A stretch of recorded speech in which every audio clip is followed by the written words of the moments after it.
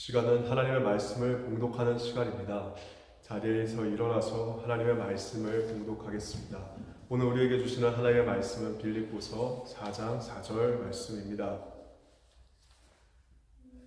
빌립보서 4장 4절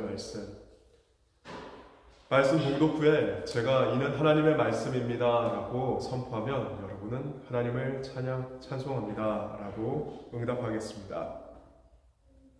주 안에서 항상 기뻐하라. 내가 다시 말하노니 기뻐하라. 이는 하나님의 말씀입니다. 하나님을 찬송합니다. 아멘. 자리에 앉으시겠습니다. 오늘 말씀의 제목은 주 안에서 항상 기뻐하라입니다. 이 앞을 보시면 대림절 초가 되어 있습니다. 한 주에 하나씩 촛불을 켜면서 예수님이 오실 그 성탄을 기다립니다. 오늘은 대림절 세 번째 주일로 세 번째 초를 켰습니다. 이 초에는 초마다 의미가 있는데 첫 번째 주일은 소망을 나타냅니다. 소망을 나타내고 두 번째 초에는 평화를 나타내는 의미가 있습니다. 그리고 세 번째 초는 기쁨, 그리고 네 번째는 사랑의 의미가 담겨져 있습니다. 오늘은 우리 대림절 셋째 주일을 맞이하여서 기쁨의 초를 켰습니다. 그리고 전통적으로 대림절 세 번째 주일을 기뻐하라 주일로 부릅니다. 장차 다시 오실 주님을 기다리는 이 시기에 기쁨의 의미를 되새기는 우리가 되었으면 좋겠습니다. 하지만 여러분 너무나 잘 알고 있듯이 우리의 주변을 둘러보면 우리의 상황이 그렇게 마냥 기뻐하기는 녹록지 않다는 것을 우리는 느낍니다. 물가가 상승했고 경제적으로 불안하고 사회적으로 불안합니다. 가정과 학교와 직장 내 갈등 또한 있습니다. 전쟁의 소식들도 들려옵니다. 이런 환경 가운데 우리가 사는데 이 가운데서 항상 기뻐하라 라는 말은 우리의 현실과는 너무나 동떨어진 말처럼 들리는 것이죠. 이렇게 흔들리는 우리의 삶 속에서, 우리의 현실 속에서 이 바울의 외침, 주 안에서 항상 기뻐하라. 이 말씀은 어떠한 의미가 있을까요? 오늘 말씀을 통해 우리 심령 가운데 주님이 주시는 놀라운 기쁨이 가득하게 되기를 기원합니다. 말씀을 읽겠습니다. 빌립보서 4장 4절 말씀입니다. 같이 한 목소리로 읽겠습니다. 시작. 주 안에서 항상 기뻐하라. 내가 다시 말하노니 기뻐하라. 아멘. 바울은 빌립보 교인들에게 주 안에서 항상 기뻐하라 라고 명령합니다. 여기서 중요한 포인트는 무엇일까요? 바로 주 안에서입니다. 우리가 살아가면서 많은 이야기를 듣습니다. 세상은 우리에게 계속 속삭입니다. 너가 행복하기 위해서는, 너가 기쁘게 살기 위해서는 몇 가지 조건이 있어 라고 요구합니다. 너가 돈이 많아야 돼. 그래야 기쁠 거야. 그래야 기쁘지. 너가 명예를 가지고 있어. 당연히 기쁘지 않겠어? 건강이 있어야지. 공부를 잘해야지. 일을 잘해야지. 좋은 친구가 있어야지. 여러 가지를 여러분에게 속삭입니다. 그 가운데 우리가 그걸 들으면서 솔깃합니다. 아 맞아. 돈도 있어야 되겠고 좋은 직장도 있어야 되겠고 차도, 집도, 가방도 내가 갖고 싶은 거 다 가지고 있어야 기쁜 거 아니야? 라고 생각합니다. 그러나 그 모든 것을 가졌던 사람이 행복할까요? 솔로몬은 이야기했습니다. 내 모든 누릴 수 있는 부귀와 영화를 다 누려봤지만 그것이 진정한 기쁨을 주지 않았다라고 성경은 말하고 있습니다. 그리고 그것을 갖고 있기만 해도 좋다고 생각할지 모르겠지만 언젠가 이런 조건은 흔들리는 것을 우리는 알고 있습니다. 부자가 되었다가도 파산할 수도 있고 망할 수도 있습니다. 권력을 가졌다가도 쫓겨날 수도 있고 건강하게 살다가 큰 병에 걸릴 수도 있는 겁니다. 심지어는 사랑하는 사람들과 좋은 인간관계를 맺고 있었다가 어느 순간 갑자기 철천지 원수로 변하게 되는 그런 일들 또한 우리의 삶 가운데는 부지기수로 일어납니다. 이처럼 조건에 따라서 기뻐한다라고 하면 우리의 인생은 기뻐할 수 있는 시간이 정해져 있고 유한하다는 겁니다. 그리고 언젠간 사라져버린다는 것이죠. 그런데 예수님 안에서의 기쁨은 이런 조건과 상황에 변하지 않습니다. 왜냐하면 우리를 위해서 십자가에 달려 돌아가신 그 예수 그리스도의 그 사랑이 우리의 기쁨의 근원이 되기 때문입니다. 예수 그리스도를 믿는다는 것은 영원한 기쁨을 소유한다는 것과 같은 말입니다. 하나님께서 저와 여러분을 영원히 사랑하십니다. 그분이 우리를 구원하시겠다고 약속하셨습니다. 그리고 그 약속을 이루기 위해 예수 그리스도께서 이 땅에 오셨고 우리에게 하시는 말씀이 그겁니다. 임마누엘. 이 말이 무엇입니까?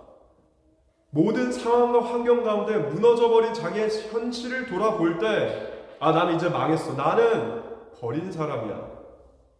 나는 아무런 소망이 없어. 아무런 기쁨이 없어. 평화가 없어. 나에게는 아무런 사랑이 없어. 라고 할 그때 하나님은 우리에게 말씀하시고 약속을 이루셔서 예수님의 이름을 이렇게 부른 겁니다. 임마누엘. 무엇입니까? 하나님이 우리와 함께 하신다.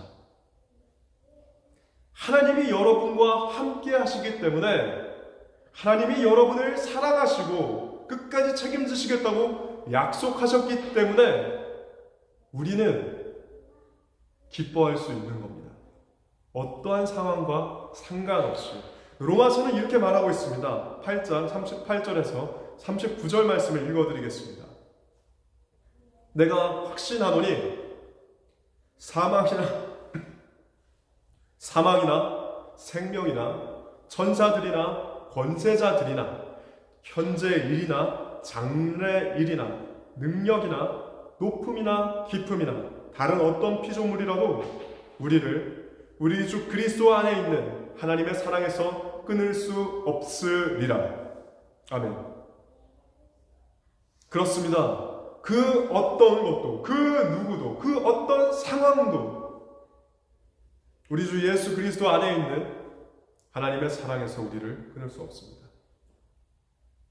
이 사랑이 우리가 흔들리는 이 현실 속에서 여전히 기뻐할 수 있는 이유가 됩니다. 19세기 미국에 호레이쇼 스태포드라는 사람이 있었습니다. 그는 성공한 변호사였습니다. 신실한 크리스천이었습니다. 그에게는 아내가 하나 있었고 딸이 넷이 있었습니다. 얼마나 화목했을까요? 딸 넷 있는 집이 얼마나 화목했을까요? 얼마나 단란하고 행복했을까요? 너무나 행복한 가정을 이루고 있었던 이 호레이쇼 스태포드는 그의 삶이 비극으로 물드는 일들이 다가온다는 것을 몰랐습니다. 한순간 비극이 다가왔는데 시카고의 대화재로 인해서 그의 모든 재산이 불타버렸습니다. 한순간에 거지가 된 거죠. 그래서 그래, 하나님을 의지해서 다시 한번 재기해 봐야 되겠다. 내가 열심히 한번 해보면 되지 않을까. 그래서 가족들과 함께 새로운 출발을 하려고 미국에서 유럽으로 떠나기로 했어요. 배를 타고 가야 되는 길이었습니다. 근데 그는 아직 처리해야 되는 일이 있어가지고 그 아내와 내 딸을 먼저 보낸 거죠. 뒤따라 가기로 하고 내 딸을 보냈는데 불행히도 그 배가 대서양에서 충돌 사고로 침몰했습니다. 그리고 그 네 딸이 모두 목숨을 잃었습니다. 단 한 명이 살았는데 그의 아내였어요. 그의 아내가 남편에게 전보를 보냅니다. 길게 쓰지도 않고 딱 두 단어를 썼어요. 뭐라고 썼냐? 나만 살아남았습니다. 라고 썼습니다. 이 소식을 들은 스태포드는 즉시 배를 타고 아내에게 향했습니다. 그가 사고가 난 지점을 통과할 때 그는 깊은 슬픔 속에서 하나님의 사랑을 붙들었습니다. 그리고 이렇게 고백했습니다. 내 영혼이 주님 안에서 평안합니다. 그의 고백이 찬송이 되었습니다. 그 찬송이 오늘 불렀던 내 평생에 가는 길입니다. 내 평생에 가는 길, 순탄하여 늘 잔잔한 강 같든지 큰 풍파로 무섭고 어렵든지 나의 영혼은 늘 편하다. 저 마귀는 우리를 삼키려고 입 벌리고 달려와도 주 예수는 우리의 대장 되니 끝내 싸워서 이기리라. 이 실화는 우리에게 깊은 교훈을 줍니다. 스태포드는 세상의 조건이 아니라 예수님의 사랑을, 그 변하지 않는 사랑을 붙들었습니다. 그래서 큰 고난이 찾아왔을 때 그럼에도 불구하고 기쁨과 평안을 누렸습니다. 그의 삶이 바로 주 안에서 항상 기뻐하라. 그 말씀을 삶으로 보여주는 증거가 됩니다. 사랑하는 성도 여러분, 지금 여러분 중에 기쁨이 있습니까? 기쁨이 없는 분이 계십니까? 재정적으로 힘들고 가족관계가 어렵고 그리고 앞으로 어떻게 해야 되나 막막하고 이 세상에 나 홀로 남아있는 것 같이 느껴지십니까? 예수님 안에서 기뻐한다, 주 안에서 기뻐한다, 이것은 앞서 말씀드렸던 여러분의 문제가 사소하다라는 말이 아닙니다. 힘들어도 억지로 웃자, 그래 웃으면 복이 오니까, 이 말이 아닙니다. 오히려 이 수많은 문제들이 있어도 죽을 것 같지만 나는 그 안에서 여전히 주님께 나는 속한 자다 라는 정체성과 약속을 붙드는 것입니다. 그러면 우리는 인간적인 한계를 넘어서 영원한 안식과 기쁨을 누리게 됩니다. 사랑하는 여러분, 우리 주 안에서 항상 기뻐합시다. 아버지 하나님께서 여러분을 사랑하시고 지금도 여전히 여러분을 사랑하시며 함께하고 계십니다. 그 임마누엘의 하나님이 여러분의 아버지가 되십니다. 여러분이 그 자녀라는 것을 잊지 마시고 그 정체성을 붙잡고 주 안에서 항상 기뻐하시기를 주님의 이름으로 기원합니다. 우리 같이 기도하겠습니다. 아버지 하나님, 불안한 시대, 불안한 나의 미래,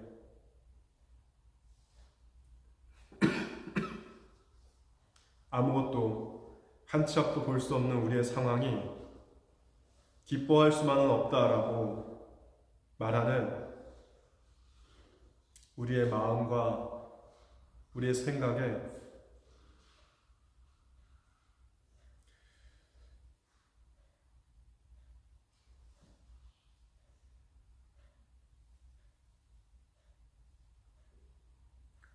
너는 이제 혼자라고 말하는 것 같습니다. 너는 사랑받지 못한다라고 말하는 것 같고, 너의 인생은 이제 끝이라고 말하는 것 같습니다.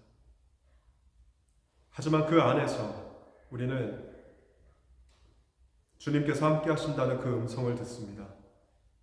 주님께서 우리를 사랑한다고 말씀하시는 그 따뜻한 음성을 듣습니다. 주 안에서 항상 기뻐할 수 있도록 주님 늘 함께 하여 주시고, 주님 우리의 앞길을 보호하시고 인도하여 주시옵소서.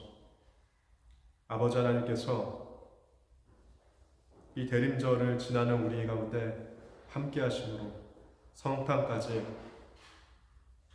주님의 은혜를, 그 사랑을 온전히 이 세상에 표현할 수 있도록 주님 주장하여 주시옵소서.